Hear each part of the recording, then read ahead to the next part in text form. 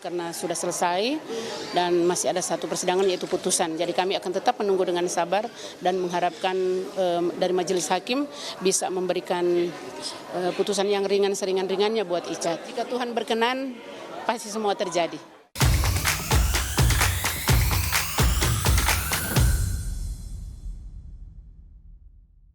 Kasus Richard Eliezer mendapat perhatian publik yang luar biasa. Karena kasus ini menjadi tanda apakah hukum betul-betul berkeadilan.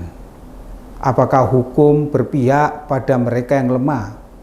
Apakah hukum berpihak kepada mereka yang secara kasat mata tidak mempunyai kekuatan untuk melakukan perbuatannya? Dilema moral ini dialami ketika pengambilan keputusan hakim untuk memutuskan apakah Richard Eliezer betul-betul seorang yang harus dihukum dengan hukuman yang berat. Karena lewat kesaksiannya, kasus Sambo ini bisa terbongkar. Dan lewat kesaksiannya, kejahatan kemanusiaan itu bisa terungkap. Apa yang dilakukan oleh Richard Eliezer harus dilihat dalam dilema moral. Kalau kita bicara tentang moral, kita bicara nilai etis.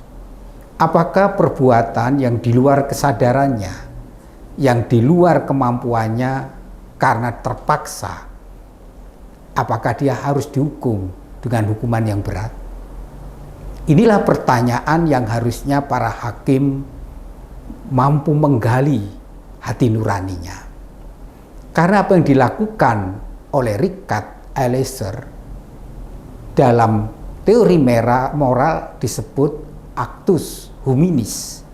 Actus huminis adalah tindakan yang di luar kesadarannya, tindakan yang dilakukan karena dipaksa. Tindakan yang terpaksa itu tidak bisa dipertanggungjawabkan karena di bawah tekanan. Sedangkan perbuatan yang dilakukan bertanggung jawab karena itu tindakan itu dia tahu dan mau dan sadar. Sedangkan situasi pada kondisi pada waktu itu Richard Eliezer tertekan oleh sebuah garis komando. Maka terjadi relasi kuasa yang timpang. Dalam relasi kuasa yang timpang adalah Richard Eliezer adalah bawahan. Dan karena dia bawahan, maka dia tidak memiliki kemampuan, daya tawar, bahkan kemampuan untuk menolak. Kalau dia menolak, maka dia yang dikorbankan. Dilema moral inilah yang terpaksa dilakukan oleh Richard Eliezer sehingga dia melakukan pembunuhan itu. Persoalannya adalah apakah perbuatan yang dilakukan di luar kesadarannya, di luar kemampuannya, di luar tanggung jawabnya, dia bisa dihukum. Richard Eliezer secara satria dia berani mengungkapkan kebenaran yang hakiki. Dan lewat kebenaran hakiki itu, Richard Eliezer mendapat perlindungan. Dan dia mendapatkan dispensasi khusus pengecualian. Harusnya Richard Eliezer mendapatkan keringanan hukum atau dibebaskan karena dia mengungkap kejahatan yang luar biasa. Ketika kejahatan luar biasa itu diungkap oleh saksi, maka dia mendapatkan hak istimewa untuk mendapatkan keringanan hukum. Saatnya lah hukum harus memiliki nilai-nilai keadilan. Jangan sampai hukum tajam pada mereka yang kecil dan lemah, sedangkan hukum akhirnya hanya pemilik mereka yang punya relasi kuasa. Disinilah dilema dalam memutuskan kasus ini.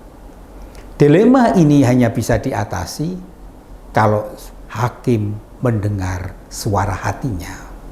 Karena suara hati yang terdalam pasti dalam mengambil keputusan dia memperhatikan aspek-aspek kemanusiaannya. Kalau hakim menggunakan suara hati nuraninya dan hati nuraninya itu sampai pada suara yang terkecil, maka dia akan memperjuangkan keadilan. Kita berharap hakim memutuskan menggunakan suara hatinya, bukan memutuskan menggunakan pertimbangan yang lain.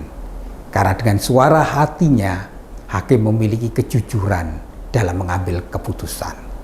Kasus ini akan menunjukkan apakah hukum berpihak pada mereka yang lemah kecil, apakah hukum masih memiliki kedaulatannya, ataukah hukum sudah kehilangan kewibawaannya. Memutuskan kasus Richard Eliezer adalah persoalan peradaban hukum. Kalau hukum sudah tidak berpihak pada mereka yang memperjuangkan kebenaran, keadilan, maka hukum kehilangan keadabannya.